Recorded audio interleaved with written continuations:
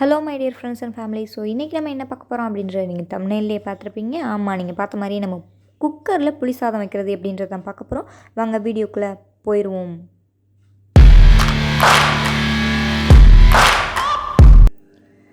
இப்போது நமக்கு தேவையான இன்க்ரீடியன்ட் என்னென்னா 3 வரமிளகாய் எடுத்துக்கலாம். அது கூட வந்துட்டு 1 ஸ்பூன் கடலைப்பருப்பு, அதுக்கப்புறமேட்டு உளுத்தம்பருப்பு 1 ஸ்பூனு, அப்புறம் 1 கொப்பு வந்து கருவேப்பிலை, அதுக்கப்புறம் அரை ஸ்பூன் வந்துட்டு மிளகு, இது கூட 1 ஸ்பூன் வெந்தயம், ஒரு சின்ன பீஸ் கட்டி பெருங்காயம் எடுத்துக்கோங்க. இல்லை உங்கள்கிட்ட பவுடராக இருந்தால் கூட நீங்கள் வந்துட்டு ஆட் பண்ணிக்கலாம். இது கூட நான் 2 நெல்லிக்காய் சைஸ் புளி வந்துட்டு எடுத்து வச்சுருக்கேன். அரை ஸ்பூன் சீரகமும் 1 ஸ்பூன் வந்து கடுகும் எடுத்து வச்சுருக்கேன். இப்போது கடாய் நல்லா சூடாயிருச்சு. இது கூட நம்ம எடுத்து வச்சுருக்க வெந்தயத்தை எடுத்து வறுத்து பொடி பண்ணி வச்சுக்கலாம். ஏன் பொடி பண்ணுறோம் அப்படின்னா அப்போ தான் அதோடய ஃப்ளேவர் வந்து நல்லாயிருக்கும். அதுக்காக அம்மிலேயோ இல்லை சின்ன இதுலேயோ வச்சு நீங்கள் இடித்து பொடியாக எடுத்துக்கோங்க. அதே கடாயில் ஒரு 100 ml அளவுக்கு நல்லெண்ணெய் சேர்த்துக்கோங்க. ஏன்னா இது புளி சாதம் அப்படின்றனால நல்லெண்ணெய் தான் சேர்க்கணும். இது கூட நம்ம முன்னாடியே எடுத்து வச்சுருந்த வரமிளகா, அது கூட முன்னாடியே எடுத்து வச்சுருந்த அளவு கடுகு, அதுக்கப்புறமா நம்ம முன்னாடியே எடுத்து வச்சுருந்த மாதிரி சீரகம், இது 3ஐயும் போட்டு ஃப்ரை பண்ணிக்கோங்க. அது கூட உளுத்தம்பருப்பும் கொஞ்சம் சேர்த்து போட்டுக்கோங்க. அது கூட கொஞ்சமாக கடலைப்பருப்பும் நான் சேர்த்துருக்கேன். இது நான் முன்னாடியே சொல்லியிருந்தேன், அதே அளவில் சேர்த்துக்கோங்க.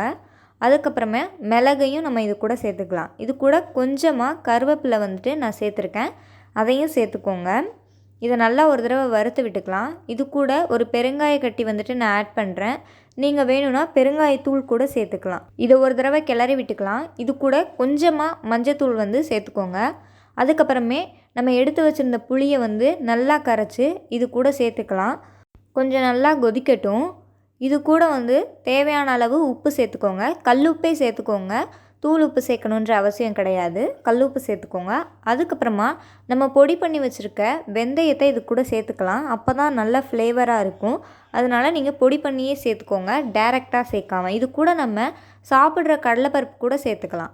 2 டம்ளர் அளவு சாதம் எடுத்திருக்கேன். அதுக்கேற்ற மாதிரி நான் எல்லா மசாலாவையும் ஆட் பண்ணிட்டேன். உங்கள் அரிசிக்கு தகுந்த மாதிரி ஆட் பண்ணிக்கோங்க. அதே போல் 2 விசில் விட்டுக்கோங்க. உங்கள் அரிசிக்கு தகுந்த மாதிரி 3 விசில் கூட நீங்கள் விட்டுக்கலாம். இப்போ பார்த்திங்கன்னா குக்கர்லேயே நம்ம ஈஸியாக புளி சாதம் செஞ்சாச்சு. ரொம்பவே ஈஸியாக நம்ம வந்து பண்ணிட்டோம். பார்த்திங்கன்னா எவ்வளோ நல்லாயிருக்கு அப்படின்றது உங்களுக்கே தெரியும். இது வந்து விதையாக இருந்தால் தான் நல்லாயிருக்கும். ரொம்ப குழஞ்சிடாமல் வச்சுக்கோங்க. இது புளி சாதம் அப்படின்றனால கூட இன்னொரு விசில் நீங்கள் விட்டுக்கலாம். அப்போ தான் நல்லா வேகும். பார்த்திங்கனாலே தெரியும், ரொம்பவே நல்லா இருக்குது.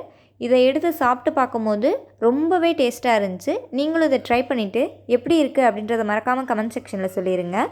அதே மாதிரி நம்ம சேனலுக்கு சப்ஸ்கிரைப் பண்ணிடுங்க. தேங்க்யூ.